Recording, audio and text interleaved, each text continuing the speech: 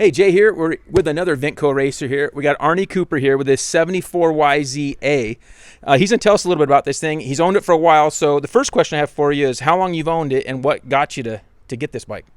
I went up to the 1998 ARMA Nationals up in Park City when they had it up there, and I got hooked from there. And I was working at the time in a dealership, and I went in the back of their boneyard, and I found this bike, and I called Saul Virgil at Yamaha and give him his VIN number because I couldn't find the VIN number anywhere. And he calls me back, says, "You know what you got?" And I says, "No." And he goes, "You've got a 74 YZ250A. He said, "They only built about 5,000 of these, and I think there was only a couple hundred left in existence." Now the 360 is even more rare, but it looks just like this. And so I started fixing it all up, went completely through the bottom end. It has hollowed out gears. Everything is lightweight. If you look at every bolt, see how they're all dished out? Yes.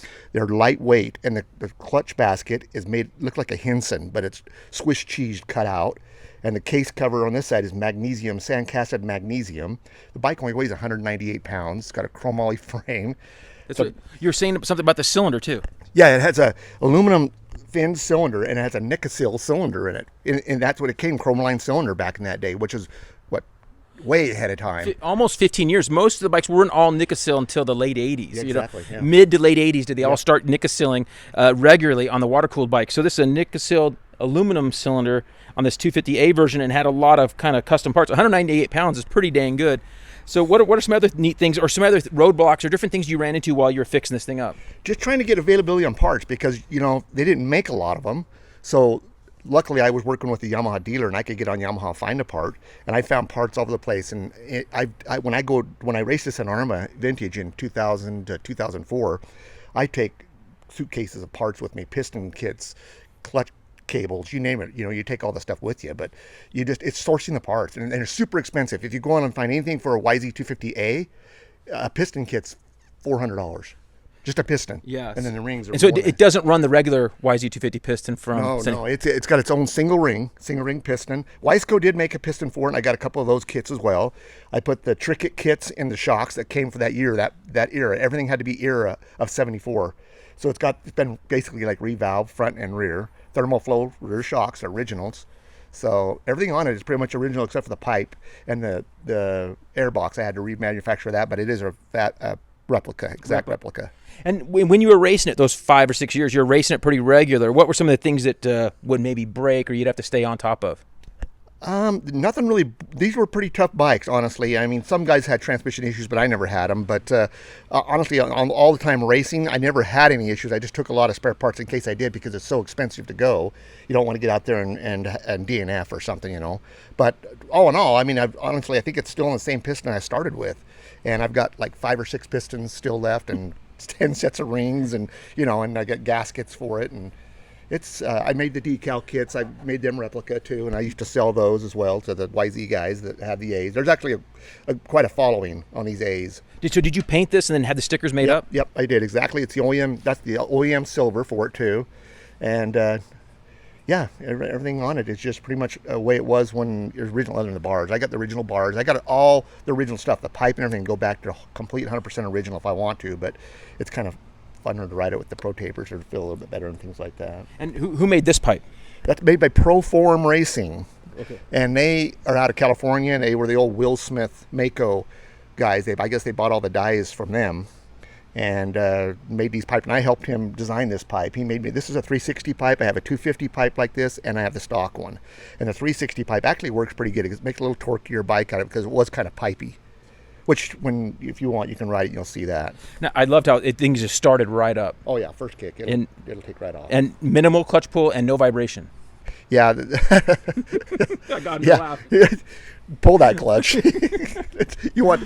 That's one thing I always had to fight was arm pump on my left side, pulling the clutch, But and were you glad if it was a short moto with that vibration, or was it, you got used to it? Old like I was, it was fun that way. You have to go 4 or 5 laps, and we're done. Done. Yeah. So, what do you think you have totally into it, money wise? Let's see. I'd probably put about 5,000 into it. I imagine. And what'd you buy it for? I got it for nothing. It was in my boneyard, but it retail. You sell these on the internet now like this. They'll sell for $15,000 to $20,000. 360s will go for $30,000 if you can find one. Very cool. So it's a really neat bike to see, a $15,000 bike. And what's nice is he does admit that he could put it all back to stock look and everything, and clean it up, make it like more of a museum piece. Probably be worth more, but this is something that can actually be ridden, which is nice. So that's what a lot of the bikes we like to show are bikes that are still ridden, not just museum pieces, but bikes that can start up and get on the track right now today. Yep, that's it. And when do you? So now you've been trail riding more. That's how I met you, was actually out on the trail. So you get out trail riding a lot. And are you still planning on doing this someday, like in a grass track or something easier? What do you think? Yeah, and I think maybe my son Hayden, I kind of give it to him as an heirloom because I told him I wouldn't sell it, and along with the other bikes I've got. But I think it'd be fun to watch him race the vintage stuff because they made a new rule. You can be 16 years and older now to race Arma vintage. So I think you don't have to be vintage age to race vintage. No. They realized that was kind of shooting themselves in the foot because a lot of young kids like this vintage stuff. They really do.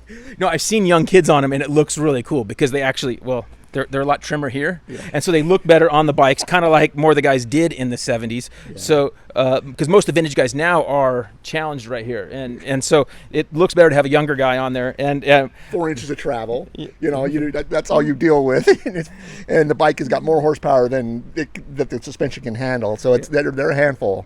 Well, it's a great looking bike, as you can see. So hopefully everybody's enjoyed this look at this YZ250A, and thank you, Arnie, for showing it. Fun bike, and we can check him out on Facebook. What was your Coop's Off-Road Performance is on Facebook, or just Arnie Cooper on Facebook.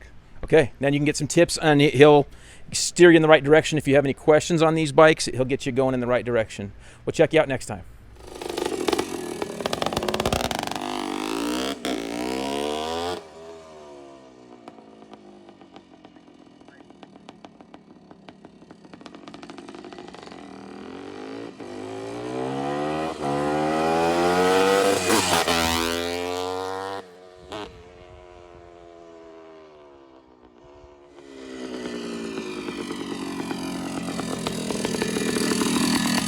Hey, another interesting tidbit on this bike is that it came out in late '74. So it didn't come out early. It came out like in August, September, right? And it came out late in that time frame. I was only a few years old. But anyway, came out late, and it was $1,800, which was about double what a Honda Elsinore 250 was. So, it was, because it was more of a works bike, it was a lot better of a bike right then. So guys had to, if they wanted this bike, they had to sell their brand new Honda and jump over to this thing.